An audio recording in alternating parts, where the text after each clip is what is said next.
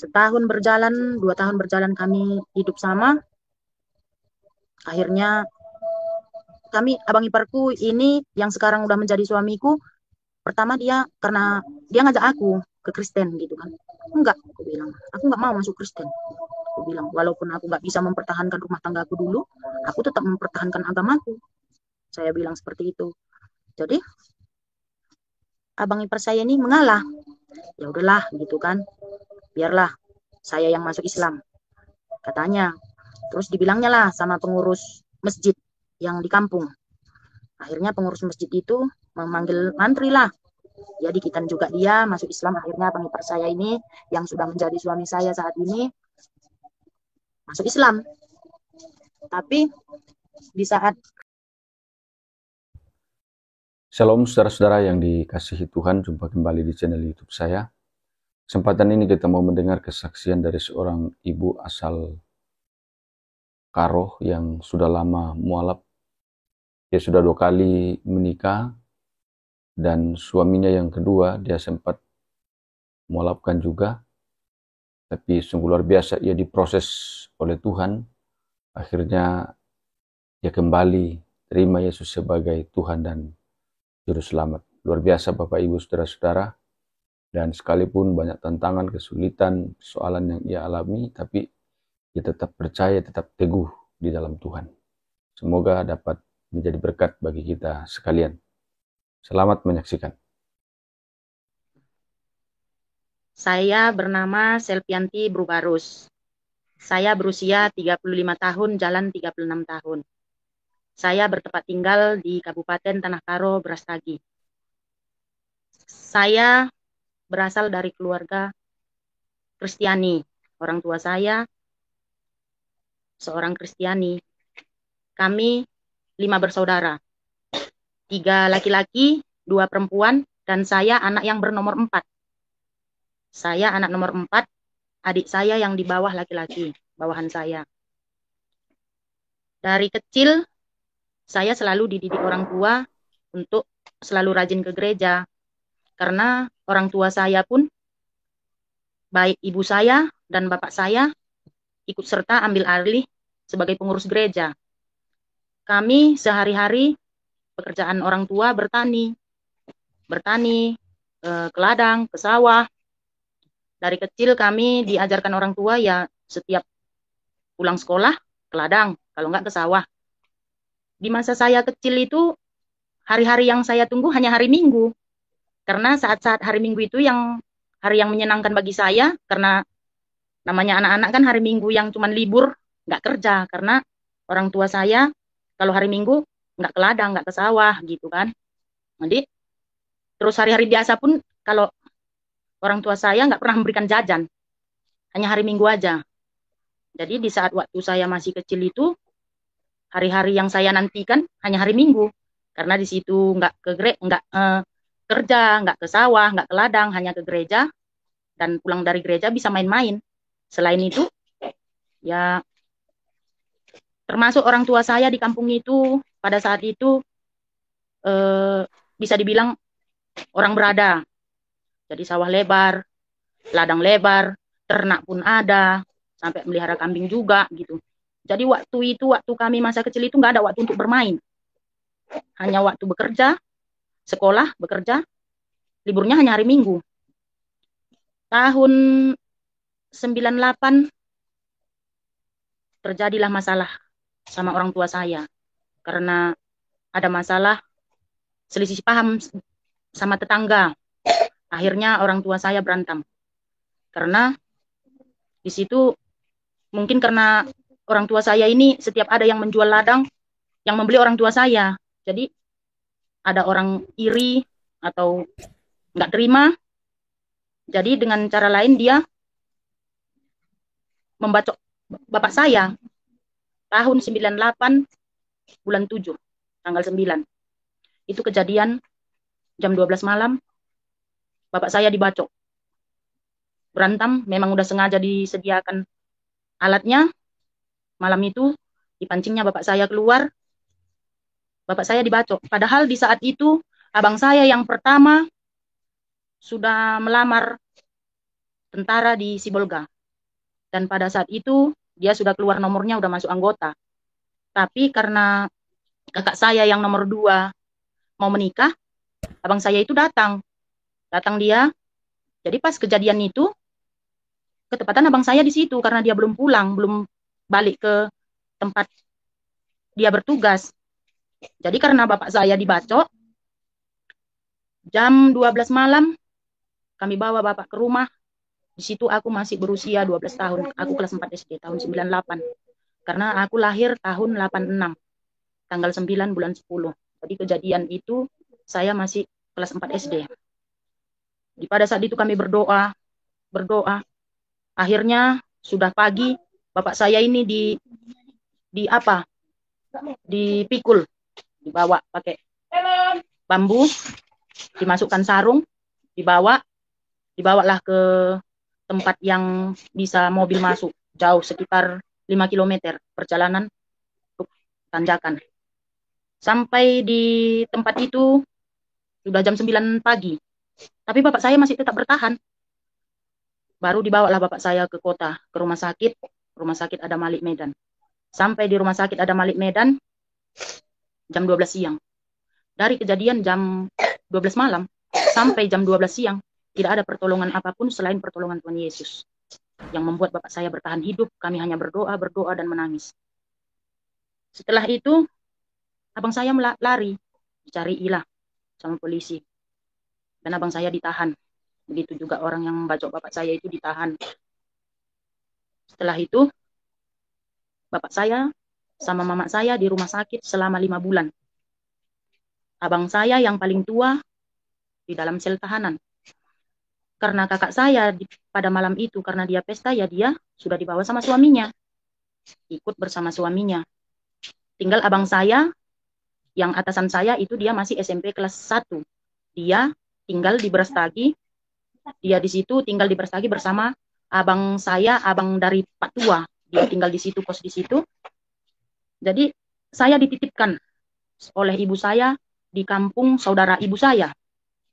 Jadi kami nggak di kampung itu lagi kami. Pada saat itu langsung saya dititipkan dengan adik saya yang berusia 3 tahun.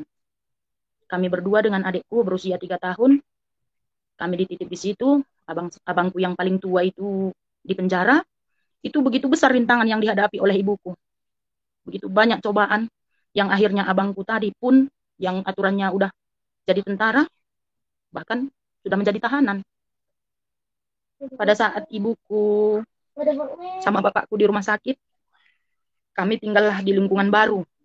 Yang harusnya aku beradaptasi di situ dengan lingkungan baru, tanpa sosok seorang ibu, tanpa sosok seorang ayah, dan menjaga seorang adik yang berumur 3 tahun. Di situ keluarga ibu saya ini muslim. Adik dari ibu saya, dia muslim, kami tinggallah bersamanya. Dan orang itu kurang peduli dengan saya dan adik saya. Jadi saya berjuang, saya pergi ke rumah orang, saya bilang saya mau nyuci pakaiannya biar dapat upah, biar bisa beli makan sama adekku. Nanti pergi ke tempat orang yang punya pelihara babi, dia membutuhkan kayu bakar, ku cari ke sungai, kayu bakar ku cari ke sungai, nanti dikasih 1.000, bisa untuk beli jajan sama adekku, tuh, selama 5 bulan. Setelah 5 bulan, bapak saya keluar dari rumah sakit, kami pun tinggal di tempat kampung saudara ibu saya itu. Di situ kami tinggal di rumah ngontrak, karena bapak saya nggak mau lagi pulang ke kampung itu. Tinggal semua, baik ternak tadi, baik padi yang sudah mau panen, baik tanaman semua ditinggal. Bapak saya tidak mau balik ke sana karena bapak saya bilang biarkan itu semua. Anggap itu seperti Sodom dan Gomora. Kayak gitu dibilang bapak saya. Tapi setelah keluar dari rumah sakit, bapak saya sangat berubah. Di saat itu bapak saya sudah banyak berubah karena urat sarafnya ini sudah terputus. Jadi bapak saya itu dibilang udah bukan bapakku yang dulu lagi. Dia gampang marah, tidak tahu masalah saya dipukul, berjalan lambat laun. Padahal di saat itu karena bapak saya tidak mau mengharapkan harta yang dari kampung itu, ibu saya berjuang bekerja di ladang orang mengharapkan upah yang ibaratnya tidak cukup untuk berobat jalan bapak saya aja, uang itu tidak cukup. Jadi saya setiap pulang sekolah, saya kerja, apa aja disuruh orang nyuci kainnya, saya cuci, disuruh orang ngambil makanan babinya ke ladangnya, saya ambil. Nanti saya kadang ngambil kayu yang hanyut-hanyut di sungai, kadang saya cari daun ubi, saya ikati atau genjer saya jual supaya ada untuk tambahan untuk makan mama saya sama bapak saya kayak gitu. Jadi lambat laun setelah saya berusia 15 tahun di situ memang hari ke hari saya selalu dapat kekerasan dari bapak saya. Karena tinggal saya di situ yang paling besar. Kakak saya sudah menikah, abang saya pun sudah keluar dari penjara, dia juga menikah. Terus abang saya yang nomor 3, dia tetap tinggal bersama abang saya, anak Pak Tua itu di Brastagi. Dia tetap sekolah di situ.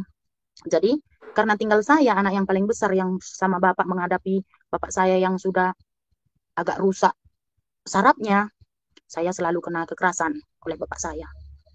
Jadi pada saat itu saya sudah berusia 15 tahun.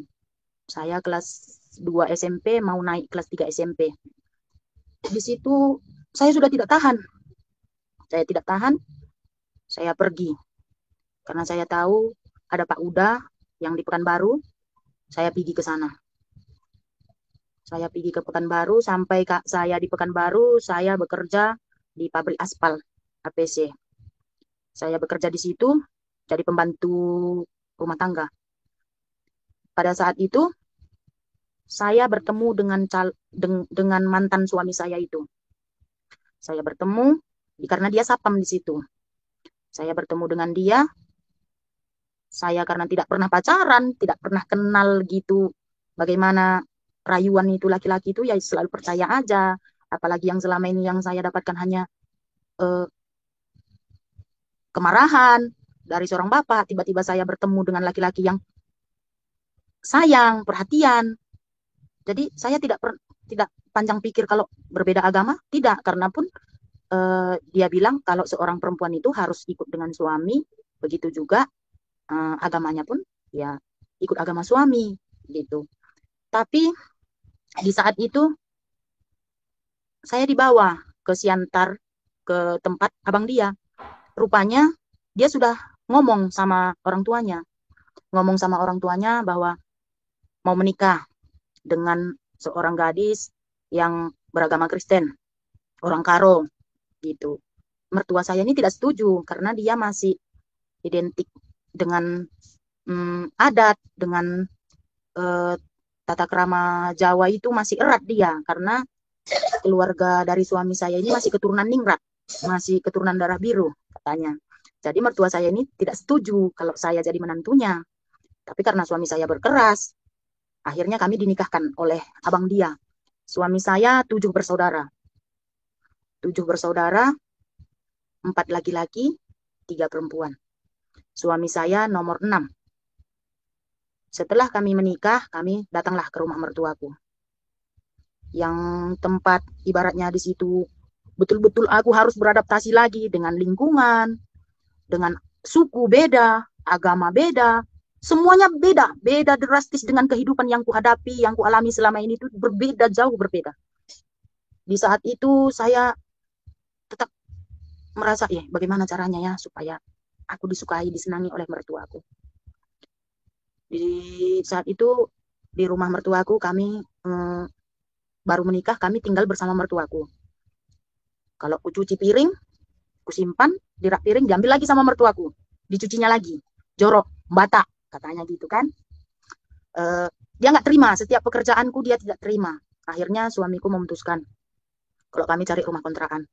Kami ngontrak, tapi karena suamiku anak laki-laki paling kecil, dia tidak tahu pekerjaan. Tidak tahu, cuman hanya hari itu dia sapam, setelah habis kontrak pabrik aspal itu, dia udah bingung. Kalau kerja keras dia nggak sanggup, dia hanya bisa kerja yang ringan-ringan gitu. Kalau kerja keras dia nggak pernah. Tapi karena aku udah terbiasa dari kecil kerja, aku nggak mengharapkan suamiku untuk kerja. Aku yang kerja. Kerjaan apapun, berbotot, keliling kampung, bawa goni, terus cari sayuran di rawa-rawa, apalagi di daerah Pekanbaru kan banyak rawa-rawa, ada tumbuhan kangkung, genjer gitu kan. Aku ambili, nanti aku ikat, aku juali ke kampung-kampung, ke rumah-rumah. Jadi lambat pertama aku menikah dengan suamiku, tahun pertama dan punya anak pertama kami sudah kredit tapaan. Begitu tahun kedua, karena anakku yang pertama dan anakku yang kedua agak rapat. Di saat anakku yang pertama berusia 2 tahun setengah, anakku yang kedua sudah lahir. Jadi setelah lunas kreditan kredit lagi bahan bangunan biar bisa bikin rumah. Tapi di saat itu aku selalu beradaptasi. Kalau tetangga pergi wirid, aku ikut wirid. Kalau tetangga ikut pengajian, aku pengajian. Kalau tetangga ada acara kumpulan apapun, aku tetap ikut. Tapi suamiku enggak mau dia, wirid pun dia enggak mau gitu. Sholat pun enggak. Jadi di hari ke hari, apalagi di saat bulan puasa, aku belajar dari tetangga. Tetangga puasa, aku belajar ikut puasa sama dia. Asal pagi, aku dibanguninnya ke rumahku, diajaknya sahur di rumah dia, diajarinya sholat gitu di rumah dia.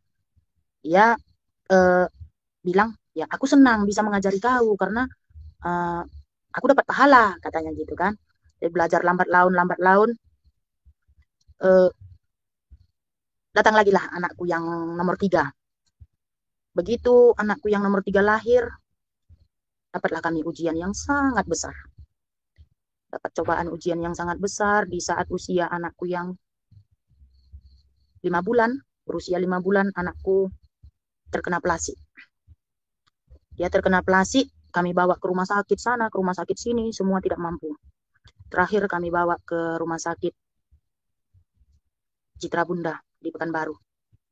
Kami bawa ke situ, juga dokter bilang ya bukan kita yang menentukan nyawa manusia, tapi kita berusaha. Kami akan usahakan semampu kami, Bu. Ibu berdoa. Tapi di saat itu anak saya ini sudah dibiarkan karena diimpus di apapun nggak bisa lagi, udah nggak masuk. Sampai kapuk itu, kapas itu dibasahi, badan anakku ini ditutupi semua karena saking panasnya tinggi. Dan keluarga bilang ya udahlah kita bawa pulang aja. Di situ saya nangis, saya berdoa. Di situ agama saya kan Islam, saya bilang ya Allah, tunjukkanlah mujizatmu ya Allah, sembuhkanlah anakku. Jika memang saat ini kau panggil anakku, kau jemput anakku, aku ikut ya Allah. Saya bilang seperti itu. Saking 3 hari dia sakit, nggak mau makan, nggak mau minum, asal apapun dimasukkan ke mulutnya keluar. Ternyata karena kena plastik dia harus berobat kampung. Akhirnya diobati, obat kampung, sembuh. Pulang kami dari rumah sakit. Di rumah sakit kami sekitar 2 minggu. Jadi timbullah utang. Akhirnya rumah kami terjual. Untuk membayari utang di saat anak saya sakit, rumah terjual. Kami ngontrak. Ngontrak sana, ngontrak sini, pindah sampai berapa kali kami pindah. Karena bukan nggak cocok tempat kami yang ngontrak itu. Hanya nggak cocok aja harganya. Nanti begitu 3 bulan kami tepati naik, kami nggak sanggup bayar. Akhirnya aku memutuskan numpang di tapaan orang. Ada di sana di Pekanbaru abang angkat saya, dia sama semarga sama saya nggak malu, saya datang ke rumahnya. Bang, aku udah nggak sanggup ngontrak terus bang, karena mahal kontraknya, uang nggak ada, untuk makan aja kami susah. Ini aku minta sama abang, aku minta bantuan, belikan aku tepas itu gede, belikan aku tepas, biar aku bikin gubuk supaya nggak ngontrak lagi. Tapi aku minta sama Kam, ini bukan kira utang, aku minta seikhlasnya. Aku bilang kalaupun Kam ikhlas itu 10.000 atau 20.000, yang penting keikhlasan dulu, saya bilang gitu. Datang kakak ipar saya itu menangis dan berikan uang kepada saya. Bangunlah gubuk kalian, memang bagus itu katanya, daripada kalian ngontrak. Akhirnya kami numpang di tanah orang, kami di situ bikin gubuk dari kayu bulat dan dari tepas anyaman kulit sawit itu, kulit batang sawit. Kami buatlah gubuk ukuran 3x5 besarnya. Gubuk itu 3x5 meter. Di situ masak, di situ kami tidur bersama 3 orang anak saya. Karena ada ada tetangga yang waktu kami ngontrak itu berjualan di pasar. Saya terinspirasi juga, bagaimana ya kalau saya jualan juga. Jadi saya terinspirasi, saya jualan es dawet. Di saat itu pertama saya jualan ya bisa dibilang hmm, masih merintis ya cukup-cukup untuk makan. Tapi karena saya nggak tahu, saya tiba-tiba ada lagi, datang lagi anak saya yang nomor 4 ini. Datang anak saya yang nomor 4, di situ saya tidak terima. Saya tidak terima, saya bilang, Tuhan, kenapa selalu kau berikan aku anak, sedangkan hidupku susah. Sedangkan anak yang 3 ini aja pun susah untuk ngasih makannya. Kau kasih lagi, saya bilang. Terus saya seakan-akan kayak marah gitu sama Tuhan. Saya bilang, kenapa Tuhan? Banyak orang yang membutuhkan anak, banyak orang yang menginginkan sampai berobat kemana-mana. Enggak juga, tapi kenapa aku kau berikan? Saya bilang. Saya nangis, saya seakan-akan tidak terima, karena sedangkan anak yang 3 aja pun susah saya ngasih makannya, gitu kan. Jadi, pas di suatu malam, saya berdoa sambil nangis. Saya bilang, Tuhan, kalau memang kau merasa pantas anak ini kau titipkan sama aku, ku terima. Ku terima, tapi aku pingin kali Tuhan punya rumah gedong. Kepingin kali aku kalau anak ini nanti lahir di rumah gedong. Saya bilang seperti itu. Setelah itu, besoknya saya jualan laris. Jualan itu laris, terus laris. Sampai saya bisa punya tabungan. Tapi di situ pun mujizat itu sebenarnya saya dapat. Karena saya pun kalau saya dibilang Islam, tapi kalau di saat saya sedih, di saat saya dapat musibah, selalu saya berdoa menyebut Tuhan Yesus. Setelah itu tercapailah, karena ada juga mujizat, gara ada tetangga saya juga di depan rumah itu bilang waktu malam itu ada hujan, dia menghina saya itu, ada hujan deras, angin kencang sampai kami nggak bisa tidur di rumah memang pada saat itu karena takut, karena di depan rumah saya itu pun ada pohon. Jadi pada saat itu pagi-pagi tetangga saya itu datang, dia bilang kami tadi malam nggak bisa tidur karena nengok dari jendela kaca rumahku, aku tengok kapan lah terbangnya rumah Yanti itu, gitulah katanya pagi-pagi itu ngomong sama saya. Tapi saya di waktu dia ngomong itu nggak marah, tapi kok kayak ada yang mengajari saya bilang, iya kak, karena belum siap itu rumahku di sana, udah aku bangun gedung besar, belum siap, soalnya kan besar kali saya bangun, jadi belum siap, nanti kalau udah siap rumah itu pindahnya kami ke situ, aku bilang kayak gitu, sedangkan tapaan apapun nggak punya, satu biji batu bata pun nggak punya. Tapi karena di saat perkataanku itu didengar oleh Tuhan, mungkin terjadi kenyataan, apa yang saya ucapkan itu kenyataan. Jadi begitu anak saya yang nomor 4 lahir, karena rezeki itu terus dikasih berlimpah, mengalir terus rezeki itu, kami bisa punya rumah, bisa tinggal di rumah yang layak, sampai berjalan terus rezeki itu sampai anak saya yang nomor 2 berusia 12 tahun. Dan pada saat itu anak saya bilang, Mak, saya pengen dikitan. Karena waktu itu pun anak sekolah lagi libur, saya pengen dikitan, katanya. Jadi, tapi yang bikin saya kecewa, karena di saat saya Islam, saya yang selalu bersama anak-anak saya itu puasa, saya selalu suruh anak saya ngaji, saya suruh selalu anak saya pergi ke masjid untuk sholat. Di saat itu, tapi suami saya nggak mau, dia nggak pernah mau sholat, nggak pernah mau puasa. Bahkan di saat yang bikin saya, di saat saya mengikut agama Islam, yang buat saya yang paling kecewa, satu, di saat bapak saya meninggal tahun 2004, bapak saya meninggal. Biasanya kalau kami orang perwiritan kan, kalau orang tua meninggal datang ke rumah mendoakan gitu. Jadi di saat bapak saya meninggal, orang perwiritanku nggak mau datang ke rumahku.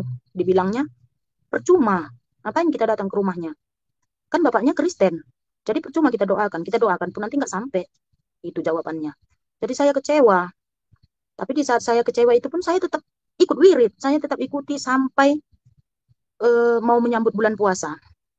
Mau menyambut bulan puasa itu kan ngundang ustadz, karena penutupan puasa gitu ngundang ustadz. Jadi di saat ada ustadz itu mengajukan pertanyaan, siapa yang mau bertanya gitu. Jadi saya tunjuk tangan lah. Saya tanya, Pak Ustadz, saya mau tanya, apa betul kalau saya kan Islam, bapak saya Kristen. Jadi saya mau mendoakan bapak saya. Apa betul itu Pak Ustadz? Nggak sampai, saya bilang gitu kan.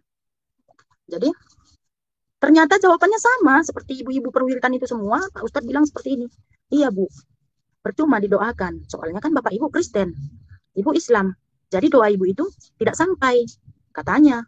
Saya jawab, doa saya itu tidak sampai, di mana sangkutnya Pak? Kan Tuhan kita sama. Mau Islam, mau Kristen, kan Tuhan kita sama. Saya bilang. Jadi, iya Bu, tapi kan kalau doa itu beda, katanya. Di situ saya sebetulnya sudah kecewa. Tapi, kan aku kan kecewa sama manusia. Seperti itu pemikiran saya, kan gitu.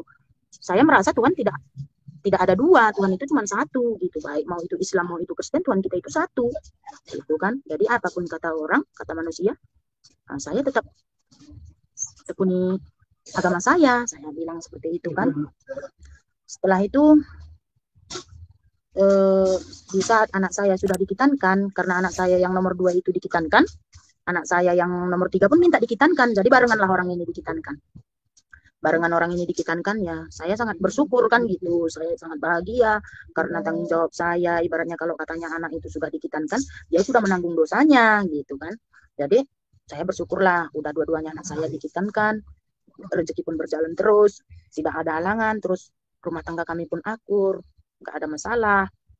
Tapi satu yang buat saya jadi beban, setiap malam suami saya nasihati, pigilah Pak sholat sama anak kita, asal maghrib pigilah. Dia tetap tidak mau. Tetap, kalau ada pun tetangga yang meninggal, dia tidak pernah mau datang, tidak pernah mau layat, mau kenduri pun tidak pernah pergi. Ada acara apapun di masyarakat, dia tidak pernah mau gitu. Jadi karena saya tahu suami saya nggak mau, biarlah saya yang pergi, soalnya kan nanti ada apa-apa juga sama saya, sama keluarga saya, ya tetangga juga yang membantu kan gitu. Tetap setiap malam kalau kami duduk di teras gitu, anak-anak sudah tidur, saya buatkan kopinya, terus saya pelan-pelan bicara, puasa lah Pak kalau pas bulan puasa, sholat lah kalau pas waktunya sholat itu sholat. Tapi jawabannya, bukan sholat itu yang menentukan kau masuk surga, bukan puasa itu yang menentukan kau masuk surga, tapi kebaikan kau. Itu jawabannya terus. Terus saya jawab, kenapa kamu ajak aku masuk Islam tapi nggak kamu bimbing aku? Jadi nanti katanya kalau nggak kamu bimbing aku, dosaku pun kamu yang nanggung. Saya bilang seperti itu. Itu urusanku sama yang di atas, katanya kayak gitu. Tapi lambat laun terus saya pertama waktu itu cuman mau ngetes dia gitu kan. Kalau memang Bapak nggak mau puasa, nggak mau sholat, udah kita pisah aja. Saya bilang kayak gitu. Tapi jawabannya terserah.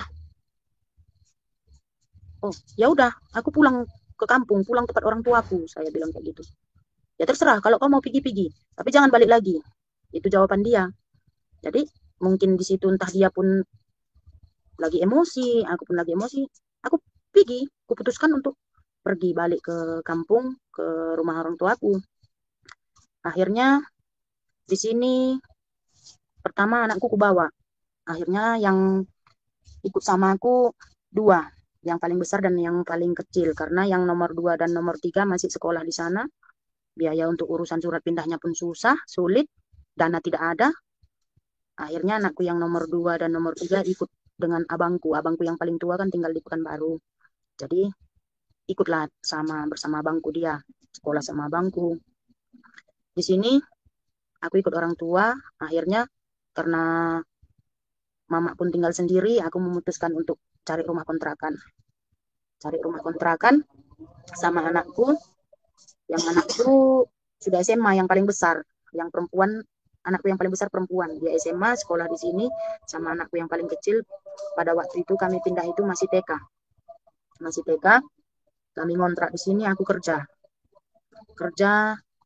di kerja di ladang orang, nanti disuruh kerja panen cabai karena di sini kan daerah perkebunan, tanaman sayur apa semua ada di sini kan.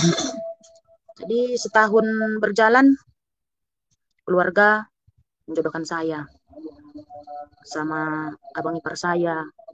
Abang ipar saya ini abang ipar dari anak pak tua, kakak saya itu sudah meninggal. Jadi kami dijodohkan lah aku dijodohkan sama abang iparku. Setahun berjalan, 2 tahun berjalan kami hidup sama. Akhirnya kami, abang iparku ini yang sekarang udah menjadi suamiku, pertama dia karena dia ngajak aku ke Kristen gitu kan. Enggak, aku bilang, aku nggak mau masuk Kristen. Aku bilang, walaupun aku nggak bisa mempertahankan rumah tanggaku dulu, aku tetap mempertahankan agamaku. Saya bilang seperti itu. Jadi abang ipar saya ini mengalah. Ya udahlah gitu kan, biarlah saya yang masuk Islam katanya. Terus dibilangnya lah sama pengurus masjid yang di kampung. Akhirnya pengurus masjid itu memanggil mantri lah. Jadi kita juga dia masuk Islam. Akhirnya abang ipar saya ini yang sudah menjadi suami saya saat ini masuk Islam. Tapi di saat dia sudah masuk Islam, saya suruh belajar, saya suruh pergi ke masjid. Dia mau, tapi nggak ngerti. Udah bolak-balik diajari sama imam itu gitu kan, baca ini gitu. Dibacanya. Tapi sampai rumah nanti, kusuruh bacanya lagi, dia nggak tahu gitu. Sampai anakku yang nomor 4 ini pun ngajari gitu. Ayo Pak, baca ini, baca ini. Nggak ngerti. Nggak ngerti dia. Aku betul-betul nggak ngerti. Aku bilang, belajar pelan-pelan nanti taunya kamu. Aku bilang gitu. Tapi pada suatu malam pada saat itu aku sakit perutku kan, udah sakit kayak kena angin duduk gitu kan. Jadi dia udah ketakutan, dia nangis berdoa, dia menyebut Tuhan Yesus, dia doakannya dengan tetap doa Kristen gitu. Itu yang aku tahu katanya, aku nggak tahu kayak mana doa orang Islam katanya kan. Dia doakan aku dengan menyebut nama Tuhan Yesus. Begitu juga lambat laun kami sudah bersama dari tahun dari tahun 2020, dari tahun 2020 awal, dari tahun 2020 awal ini sudah berjalan 2 tahun, 2 tahun setengah, berjalan 2 tahun setengah, kami tetap menjalani hidup yang seperti ya manusia yang tidak punya agama, karena walaupun dibilang saya Islam, tapi saya tidak mempelajarinya, tidak melaksanakannya, tidak mengikutinya, baik puasa, baik sholat, baik apapun tidak, cuman sekedar Islam KTP. Tapi di situ saya tidak sadar, saya tidak punya agama itu, saya tidak sadar. Saya merasa saya hidup ini hidup sendiri. Saya yang bikin saya hidup ini, saya yang hidup sendiri gitu. Saya tidak, di saat itu saya merasa saya tidak punya kepercayaan. Lambat laun berjalan, pada tanggal 3 bulan 10 tahun 2021. Disitulah saya sakit, ke rumah sakit. Pertama saya dibawa ke rumah sakit 3 hari, berhenti sembuh ke rumah. Sampai di rumah seminggu kemudian ke rumah sakit lagi. Terus 2 hari pulang ke rumah, 10 hari lagi sakit lagi. Itu. Jadi keluar masuk rumah sakit terus. Yang terakhir bulan 3 awal, di situ saya sakit lagi sampai dibawa dulu pertama ke rumah sakit Amanda, dibawa balik lagi ke rumah, dibawa ke rumah sakit Aparina, sampai di Aparina tidak sanggup ditangani, dibawa ke Medan. Sampai dokter pun heran, dicek penyakitnya selama saya keluar masuk rumah sakit, dokter nggak dapat penyakitnya. Di USG dicek, dimasukkan alat, diperiksa, nggak ada dapat penyakitnya. Abang saya dari anak bapak tua saya itu meninggal. Jadi saya mintakan saya pulang. Saya pulang ke rumah. Setelah abang saya itu dari anak bapak tua saya itu dikebumikan, malam itu kumat lagi, sakit. Datang kakak saya bilang, e, oh, sebelum itu pun memang saya udah pernah didoakan. Sebelum yang abang saya meninggal ini, saya udah pernah juga didoakan, itu karena usulan dari kakak saya. Kakak saya bilang seperti ini, kalau menurutku mungkin, kau mau nggak kalau didoakan, kata kakak saya gitu kan. Hmm, saya pikir kayak gini, apa maksud kakak ini mau didoakan? Saya kan Islam, nanti didoakan sama orang Kristen gitu kan. Tapi kakak saya bilang, kan nggak apa-apa kalau didoakan aja gitu. Ya udah, aku bilang, ya biar nanti malam kami datang sama tim doa kemari, katanya. Ya, saya bilang kan. Pada malam itu datanglah tim doa ke rumah bersama kakak saya. Kakak saya bilang, ini adik saya. Dia minta tolong didoakan karena selama ini sakit gitu kan. Ke rumah sakit pun nggak tahu, nggak dapat penyakitnya, katanya. Jadi tim doa itu eh, bilang sama saya, "Hmm, kamu apa agama, Bi?" Katanya. Saya bilang, saya Islam. Dibilangnya, ya nggak apa-apa, Bi. Asal kami semua melayani siapapun yang minta didoakan, kami bersedia, katanya gitu kan. Jadi, oh ya, saya bilang. Terus dia bilang, "Hmm, Bibi mau kudoakan?" Mau. Bibi pingin sembuh? Iya, saya bilang gitu kan. Tapi kalau Bibi mau sembuh, Bibi harus percaya sama Tuhan Yesus. Katanya gitu di hati saya. Ya, ini kan udah akal-akalan orang ini nih semua ini. Biar supaya saya masuk Kristen, biar supaya saya ke gereja, ini akalan kakak saya ini. Seperti itu pemikiran saya, karena selama saya yang sudah pisah sama suami saya itu, keluarga saya ini semua bilang sama saya, udahlah ke gereja aja kau balik, ngapain lagi? Orang sama suami pun bukannya kau diajari, bukannya kau dituntun. Apalagi ini udah pisahnya kalian, udah baliklah kau ke gereja. Baik ibu saya, baik abang saya yang di Pekanbaru, baik keluarga semua gitu, nyuruh saya untuk ke gereja. Saya bilang tetap, saya berkeras, saya keras kepala, saya egois, saya bilang tidak. Pada saat itu ditanyai oleh tim doa itu, saya hanya menjawab di mulut, bukan dari hati. Ditanyanya, kamu percaya sama Tuhan Yesus? Saya bilang, saya percaya. Asal saya jawab aja, bukan dari hati saya, enggak. Karena saya berpikiran, orang ini udah sekongkol ini sama kakak saya, biar supaya saya ke gereja gitu. Jadi begitu didoakan saya pun saya biasa aja. Karena saya tidak meresapi, malah kan saya biasa aja, perasaan saya itu enggak ada apa-apa gitu kan. Akhirnya yang saya bilang didoakan kedua kali itu, yang setelah abang saya dikebumikan itu, didoakan saya yang kedua kali itu, saya yang minta. Saya bilang, panggil itu tim doa itu, udah nangis mama, nangis kakak, nangis semua, suami saya pun nangis gitu karena sakitnya di sini kayak ada kayu nyucuk di dada saya ini, napas pun susah, nggak bisa, sampai ibaratnya dibersta gini kayak gitu, dinginnya saya sampai keringat dingin, baju ini basah semua saking sakitnya, nahan kan sakitnya. Saya saya merasa, inilah detik-detik orang yang mau meninggal, kayak ginilah rasanya kalau udah mau dipanggil sama yang kuasa, kayak gitulah pemikiran saya di waktu saya merasakan sakit itu. Tapi di situ datang, padahal ibaratnya tim doa ini bukan dibayar, bukan dia mengharap imbalan apapun dari saya, tapi dia dengan sukarela datang. Pada malam itu hujan deras, datang orang itu berpayung, datang ke rumah untuk mendoakan saya. Sampai dia pun mendoakan saya sambil menangis. Terus di saat itu saya didoakan itu, saya bilang, Tuhan, Tuhan Yesus, tolong saya, selamatkan saya Tuhan, sembuhkan saya Tuhan. Di situ saya merasa udah dijamah oleh Tuhan Yesus. Saya merasa udah ada mujizat yang dapat pada saya pada waktu malam itu. Dia mendoakan saya seperti badan saya ini kayak kena sengat arus listrik tersetrum gitu kan. Dan rasa sakit itu semakin sakit karena dia bilang pun nanti pas untuk pencabutannya ini kamu akan lebih merasakan lebih sakit lagi, katanya. Pada waktu itu memang sakit kali yang kurasakan, sampai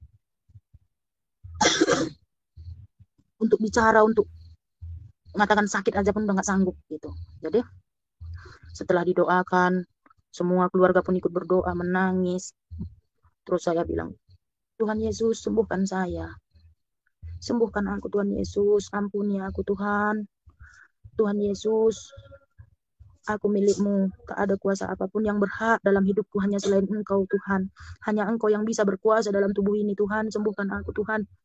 Saya bilang seperti itu sambil saya menangis. Tiba-tiba rasa sakit yang nyucuk sini itu hilang. Setelah itu begitu orang itu pulang semua udah enakan di badanku. Berapa hari kemudian pas malam minggu saya bilang sama suami saya, besok ke gereja kita, saya bilang gitu kan. Dia terkejut sambil tersenyum. Dia bilang, oh ya, sambil tersenyum kayak merasa kayak apa gitu kan. Saya bilang, saya pingin ke gereja. Jadi suami saya bilang, ayolah ke rumah abang. Karena rumah abang saya yang nomor 3, abang yang atasan saya kan tidak jauh dari rumah saya. Jadi kami pergilah ke situ. Kami pergi ke rumah abangku. Malam itu kami bilang, bang, nanti hari Minggu aku mau ke gereja. Situ pun abangku ketawa gitu. Ketawa dia. Kayak merasa nggak mungkin. Karena selama ini pun udah menyuruh untuk ke gereja itu saya nggak mau gitu. Kok ini tiba-tiba minta ke gereja gitu kan. Terus kakak ipar saya bilang, oh terima kasih Tuhan, katanya. Engkau sudah mendengarkan doaku yang kudoakan selama ini. Aku pingin kali kalau dia ke gereja, adikku ini ke gereja, katanya. Selama ini ternyata dia mendoakan saya gitu. Supaya tersentuh hati saya, supaya saya ke gereja. Akhirnya hari Minggu itu, karena mama saya pun senang kali, mama saya sama kami agak berjarak jauh lah. Karena mama saya kan tinggal di Sembahe. Karena saya bilang saya pingin ke gereja, mama saya pun datang ke Brastagi. Pada hari Minggu itu sama abang saya, sama mama saya, sama keluarga semua kami pergi ke gereja. Pulang gereja mama saya bilang kumpullah kita makan rame-rame, kita sama-sama makan ini ngucap syukur bahwa saya mau ke gereja, keluarga semua senang. Setelah minggu pertama, minggu kedua kami ke gereja terus aku nggak pernah sakit lagi. Sampai obat yang dikasih dokter yang untuk jangka 3 bulan itu pun nggak aku makan lagi. Obat itu nggak aku makan lagi. Karena aku bilang sama, udah lama nggak usah aku makan obat ini lagi. Makanlah anakku, itu kan antibiotik itu. Di dalam kan lukanya belum sembuh katanya. Nggak aku makan lagi. Budek pun aku dibikin obat ini, udahan. Udah terlalu banyak obat yang aku makan. Saya bilang kayak gitu kan. Jadi obat itu saya buang. Saya buang obat itu sampai sekarang ini, puji Tuhan. Saya tidak pernah kumat lagi penyakit saya tidak pernah merasakan sakit lagi di perut saya, di dada saya, nggak pernah. Tapi saya yakin, saya percaya, saya sudah disembuhkan oleh Tuhan Yesus dari sakit. Saya sudah diberikan kesempatan lagi untuk hidup, agar saya kembali kepadanya, karena Tuhan Yesus sudah merindukan saya. Saya seperti dombanya yang hilang, dan Tuhan Yesus sangat menyayangi saya. Jadi saya tidak akan gentar lagi, saya tidak akan mengecewakan Tuhan Yesus lagi. Yang kedua kali saya tidak akan mengecewakannya lagi. Jadi saya saat ini lebih banyak meluangkan waktu untuk baik bersaksi ataupun pergi menara doa atau PA atau apa yang ada di dalam gereja. Semampu saya ikuti, saya pelajari. Tapi di saat di dalam kesembuhan saya, dalam saya sudah mengikut Tuhan Yesus, di dalam saya sudah balik ke Kristen, saya sudah sembuh. Tapi begitu banyak pergumulan-pergumulan yang saya hadapi. Tapi pergumulan itu tidak membuat saya untuk tidak kuat, karena saya yakin Tuhan Yesus tidak akan membiarkan saya jatuh sampai terjatuh. Karena saya yakin Tuhan Yesus sangat menyayangi saya, sangat menyayangi saya. Walaupun begitu banyak ujian, cobaan yang saat ini saya hadapi, saya tidak gentar. Karena saya yakin Tuhan Yesus akan selalu menopang dan menolong saya. Baik pergumulan di dalam keluarga, baik pergumulan di dalam rumah tangga, baik pergumulan di dalam perekonomian, saya tetap kuat. Karena pada saat ini pun saya masih bisa tetap makan. Saya masih bisa bekerja karena saya sudah diberikan kesehatan, kekuatan oleh Tuhan. Jadi saya tidak takut. Saya selalu kuat. Begitu banyak cobaan lagi yang dari luar yang menghadang saya, baik dari keluarga, baik dari kehidupan rumah tangga kami. Karena kami pun sama abang ipar saya ini, kalau dibilang orang Karo, belum diadati, belum dipestakan, belum ada adat. karena ekonomi belum memadai. Jadi baik dari rumah tangga, setelah saya disembuhkan dari sakit, kami selalu ada masalah. Dari masalah kecil pun bisa bikin besar. Kami bisa selalu berantem, nanti akur lagi, berantem, akur lagi gitu. Saya tidak tahu, mungkin banyak cobaan, banyak godaan apa semua yang menghadang sama saya, tapi saya selalu berdoa, Tuhan, kuatkan saya untuk menjalani semua ini, untuk menghadapi semua ini. Jadi, apapun yang sekarang saya rasakan, saya merasa tetap kuat. Apalagi di saat begitu banyak beban yang saya hadapi, kalau saya udah pergi ke Batian atau pergi ke Menara Doa, asal pulang dari sana, saya merasa sudah tidak ada beban lagi. Saya sudah tidak ada masalah lagi. Hati ini lapang, hati ini damai. Jadi sampai saat ini, apapun masalah yang saya hadapi, saya tetap yakin Tuhan Yesus tidak akan membiarkan saya terjatuh sampai tergeletak. Dan Tuhan Yesus akan selalu tetap menyayangi saya. Haleluya, terima kasih. Ya, luar biasa Bapak Ibu sekalian, semoga video ini boleh bermanfaat bagi kita sekalian, boleh menguatkan, boleh menginspirasi kita supaya kita semakin semangat di dalam Tuhan sekalipun banyak tantangan kesulitan hidup. Tapi Tuhan Yesus sudah menyelamatkan saudara dan saya sehingga Dia tidak akan pernah tinggalkan. Dia tetap mengasihi dalam segala keadaan hidup kita. Jangan lupa terus dukung channel ini saudara-saudara dengan cara like, subscribe, dan share supaya saudara terus mendapat notifikasi video-video terbaru dari saya, dan terlebih channel ini akan terus berkembang dan menjadi saluran berkat bagi banyak orang. Tuhan Yesus memberkati.